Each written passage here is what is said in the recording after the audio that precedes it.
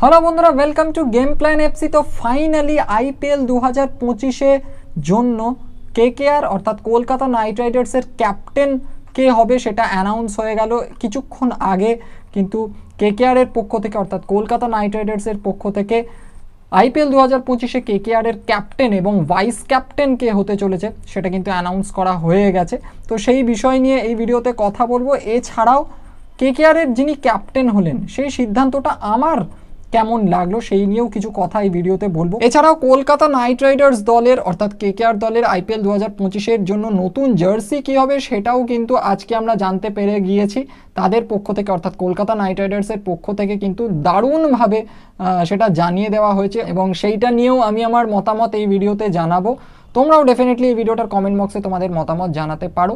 তো অনেক দিন ধরে আমরা ওয়েট করছিলাম যে কলকাতা নাইট রাইডার্স অর্থাৎ কেকেআর কাকে ক্যাপ্টেন হিসাবে নির্বাচিত করবে আইপিএল 2025-এর জন্য। অনেক কটা নাম শোনা যাচ্ছিল, বাট সেখানে সবচেয়ে যে দুটো নাম সামনে বেশি করে উঠে আসছিল সেই দুটো নাম হচ্ছে অজিঙ্ক্য রাহানে এবং ভেঙ্কটেশ আইয়ার।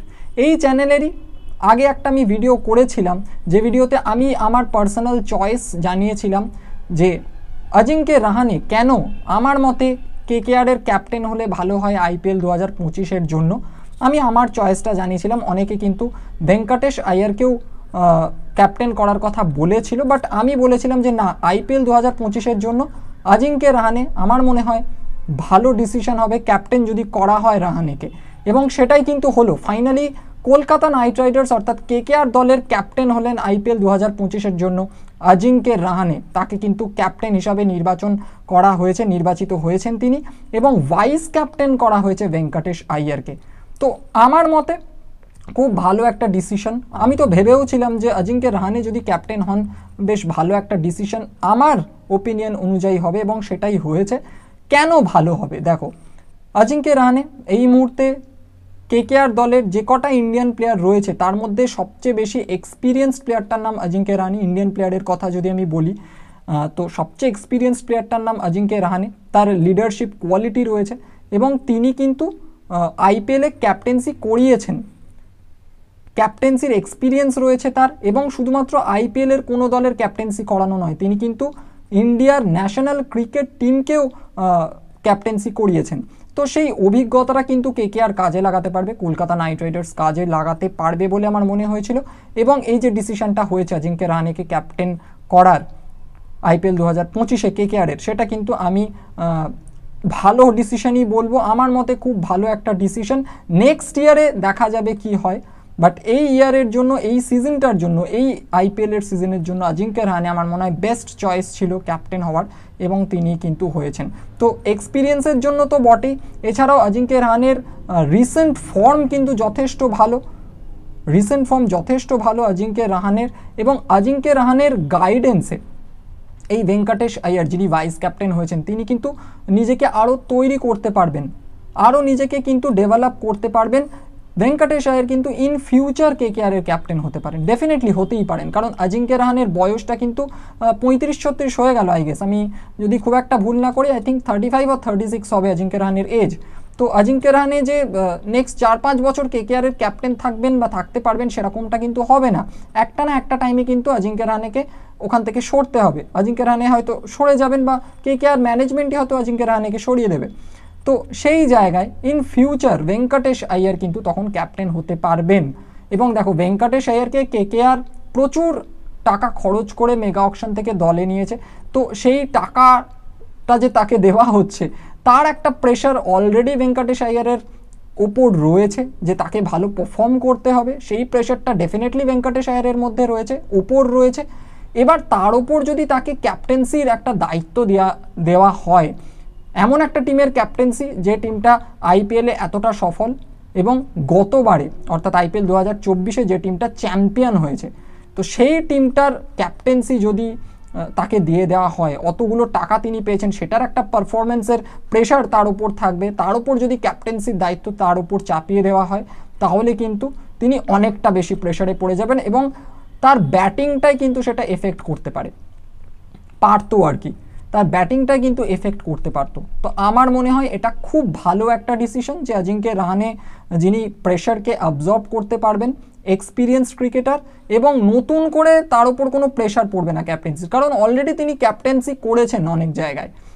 তো একটা এক্সপিরিয়েন্সড ক্রিকেটারের ওপর ক্যাপ্টেন্সি দেওয়াটা এই ইয়ারটার জন্য জাস্ট পার্টিকুলারলি এটা আমার মনে হয় ভালো ডিসিশন হয়েছে। এবং কেকেআরের বেস্ট অর স্ট্রংগেস্ট প্লেইং 11 কেমন হতে পারে আইপিএল 2025-এ সেই নিয়ে ডেফিনেটলি এবার একটা ভিডিও আমি দেবো। আমি ওয়েট করছিলাম যে কেকেআরের ক্যাপ্টেন কবে অ্যানাউন্স হবে, কে হবেন, সেই অনুযায়ী আমি ভিডিওটা করব, কারণ তাকে তো দলে রাখতেই হবে। এবার তাহলে বোঝা যাচ্ছে যে অজিঙ্ক্য রাহানে প্রত্যেকটা ম্যাচেই কিন্তু খেলতে চলেছেন কেকেআরের হয়ে, যদি না কোনো প্রবলেম তার থেকে থাকে, ইঞ্জুরি কোনো কনসার্ন থেকে থাকে হয় যদি আর কি আইপিএল চলাকালীন, আদারওয়াইজ কিন্তু অজিঙ্ক্য রাহানে প্রত্যেকটা ম্যাচেই কেকেআরের হয়ে খেলবেন। এবার এটাও ইন্টারেস্টিং একটা ব্যাপার যে অজিঙ্ক্য রাহানে যে খেলবেন কোন পজিশনে খেলবেন, সেই ব্যাপারগুলো নিয়ে কিন্তু আমি ওই যে best playing 11 or strongest playing 11 কেমন হতে পারে কলকাতা নাইট রাইডার্স অর্থাৎ কেকেআরের আইপিএল 2025-এ, সেই ভিডিওটা যখন করব কিছুদিনের মধ্যেই চলে আসবে সেই ভিডিওটা। তো সেই ভিডিওটা যখন করব সেখানে বেশি করে আলোচনা করব ব্যাপারটা, সেইখানে বেশি করে সেই ব্যাপারটা নিয়ে কথা বলবো। দেখো অজিঙ্ক্য রাহানে ওপেনও করতে পারেন, হালকা করে জাস্ট জানিয়ে রাখছি, অজিঙ্ক্য রাহানে যেহেতু খেলবেনই প্রত্যেকটা ম্যাচ, তো ওপেনও করতে পারেন, 3 নম্বর পজিশনেও খেলতে পারেন, মিডল অর্ডারেও খেলতে পারেন, বাট কেকেআরের জন্য কোনটা ভালো হবে সেটা নিয়ে কিন্তু সেই ভিডিওটায় কথা বলবো। এরপর যদি কথা বলি কলকাতা নাইট রাইডার্স দলের অর্থাৎ কেকেআর দলের আইপিএল 2025-এর নতুন জার্সি কেমন হলো, তো সেই নতুন জার্সিটা তোমাদের স্ক্রিনে দিয়ে দিচ্ছি, দেখে নাও। তো এরকম কিছুটা হয়েছে কেকেআরের আইপিএল 2025-এর নতুন জার্সি, দেখতে পাচ্ছ 3টে স্টার রয়েছে, কারণ 3বার আইপিএল চ্যাম্পিয়ন হয়েছে কেকেআর। এই জার্সিটায় আমার যেটা মনে হয়েছে যে গোল্ডেন যে স্ট্রাইপগুলো ছিল, গোল্ডেন যে কালারটা ছিল, সেই গোল্ডেন কালারটার অ্যামাউন্টটা একটু কম, গোল্ডেন কালারটা একটু কমানো হয়েছে এবং ডিজাইনটাও কিন্তু একটু অন্যরকম, আমার কিন্তু বেশ ভালো লেগেছে। তোমরা ডেফিনেটলি তোমাদের ওপিনিয়ন জানিও, আমার কিন্তু খুব একটা খারাপ লাগেনি। অনেকে অনেক রকম কমেন্ট করছে, কারো ভালো লেগেছে, কারো খারাপ লেগেছে, আমি আমার ওপিনিয়নটা এখানে জানাচ্ছি যে কেকেআরের আইপিএল 2025-এর যে জার্সিটা হয়েছে সেই জার্সিটা কিন্তু আমার পার্সোনালি বেশ ভালোই লেগেছে, খুব একটা খারাপ কিন্তু লাগছে না।